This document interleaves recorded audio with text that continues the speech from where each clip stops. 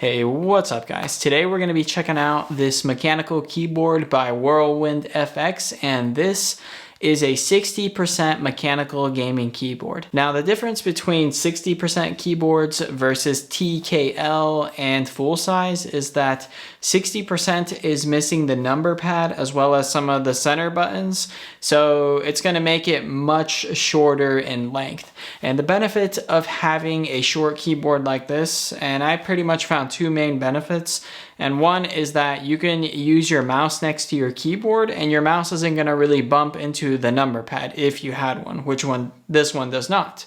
And the other benefit is that this keyboard is going to be smaller, so that means you're going to have more space on your desk, which means it's going to create a cleaner look and just give it a more airy and open vibe. So in terms of color options, this keyboard is going to be available only in this matte black color, and there's going to be no lighter option like the white or any other color available. In terms of the actual keyboard design and build quality, this base of the keyboard is going to be finished in a durable plastic material that's covered in a matte black finish paint job, and it's going to have like this grainy texture feel to it when you rub your fingers on it, which is pretty standard for most keyboards out there. And then if you flip to the back of the keyboard, what you're going to have is rubber grips on all corners of the keyboard, which is going to help secure the keyboard and keep it in place when you're actually using it. And then on the back, you're also going to have two retractable legs that go up and down, which is going to help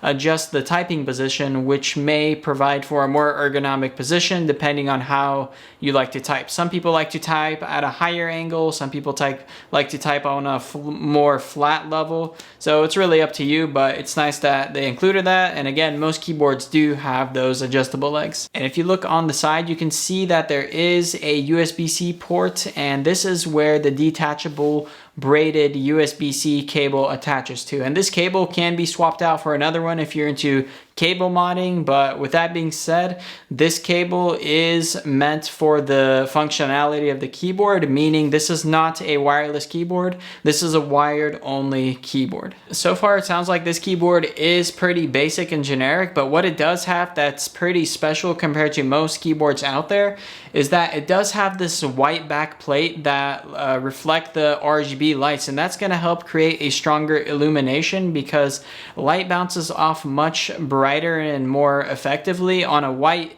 background than it does on a black one. And as you can see on the footage here, that you can see how the light kind of bounces off the bottom plate and it looks a lot more well lit and more vibrant. And moving on to the keycaps, these things are going to be removable using the keycap puller, and the cool thing about these keycaps is that they are ABS double shot keycaps. And basically what that means, if you don't know much about the technical things about keyboards, is that these key switches have this like double layer to them, and the key icons are not going to wear off when you use them for long periods of time, and you're also not going to have like that wearingness with time as you use this keyboard for long periods of time. So now let's cover one of the more important features with any mechanical keyboard, and that's going to be the typing experience. So this keyboard is using the blue switches, and the blues are going to be different from the optional reds or browns that this keyboard comes in.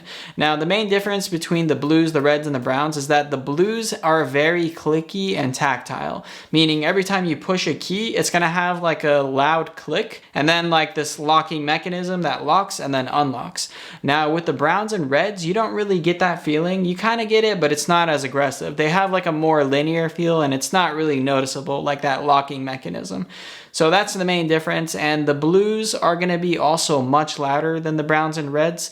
And if you're looking for a keyboard that is quiet, then this may not be an option. So with that being said, here's a little typing test for y'all to hear what this keyboard actually sounds like when it's in use. So here we go. Here's the spacebar, regular keys, and then just normal typing.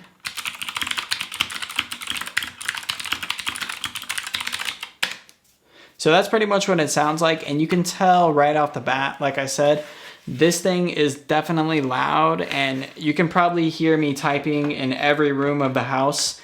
So if you need like more privacy and quietness in your house, then this is definitely not going to be a good option. So I would recommend getting either the brown switches or the red switches. But the blue switches are quite satisfying to hear that like tactile feedback through your ears, and when you're actually clicking, like I said, you can feel that locking mechanism and it feels really nice. One thing to note with this keyboard is that there is a little bit of wobble when you're actually typing with the keys, and you can see that if I move the spacebar around, it does shift a little bit around to the left and right and up and down, and the small keys do as well, but not as aggressively. It's a little more noticeable in the spacebar, but this isn't really an issue. This is a normal thing that even higher brands like Razer, SteelSeries, and Logitech have. It's kind of hard to fix like the key wobble. There's really no like super good solution for that.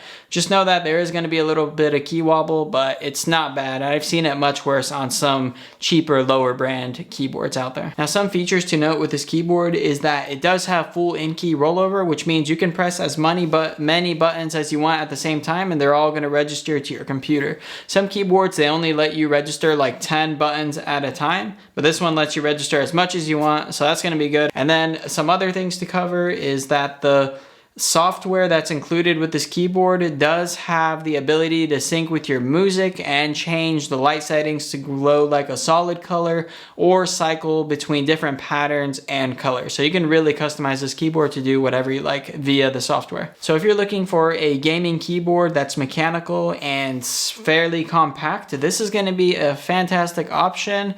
And I could definitely recommend this thing. There's a lot of keyboards out there, and it's kind of hard to tell which one's good and which one's bad. But I can tell you just from testing this thing and reviewing it that this thing doesn't have any major flaws, nothing bad at all. It just feels like a really solid keyboard overall. And the price of this keyboard as of making this video goes somewhere between $70 and $80. So it's going to be a little bit on the higher end side, but it's not going to be like over $100, which very similar keyboards offer with like the same features but at a much higher price tag. So paying $70 to $80 for a keyboard of this caliber in my book is going to be a pretty good deal. So with all that being said, if you are interested in purchasing this keyboard, be sure to click my Amazon link down in the description below where you can see more tech specs on this keyboard and all the details you need to know about it. And if you're looking for a pretty good gaming mouse, be sure to check out my review on the Roccat Cone Pro Air mouse, which is a really cool wireless mouse that I reviewed in my last video. I'm going to leave a link to that down in the description below. If this video brought you value, I'd really appreciate it if you hit that like button. And if you want to stay up to date with what's happening in the tech world, be sure to click that subscribe button and I'll keep you in the loop. Thank you for watching. I'll see you in the next one. Take it easy.